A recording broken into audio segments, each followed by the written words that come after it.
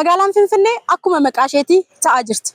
Piroojeektiin misooma qarqara laga Enxooxxoo qabbannaa fi piroojeektiin kuusaa bishaanii qabbannaa ministeera muummee Itoophiyaa Dr. Abiy Ahmediin eebbifamuun tajaajila eegaleera. Dr. Abiy Ahmed wayita piroojeektii kana eebbisan akka jedhanitti piroojeektichi milkaa'ina ijaarsaa qofa osoo hin taane magaalattiin jijjiirama qilleensaa dandamachuu kan dandeessisuu fi jiraattota isheef mijattuu giddugala daldalaa fi turizimii idil addunyaa taasisuuf ce'umsa tarsiimaa qabame kan ariifachiisudha jedhan. Uumama wajjin yoo waliin galle adabbiin uumamaa cimaadha jedhan Dr. Abiy Ahmed. Waliigalteen jiraachuufis bishaan, biyyee fi qabeenya qilleensaa irratti hojjechuun murteessaadha jedhan. Wayita piroojeekticha eegallu ogeeyyiin hedduu hin dandeessan jechaa turanis akka dandeenyu hojjennee agarsiifneerra jedhan.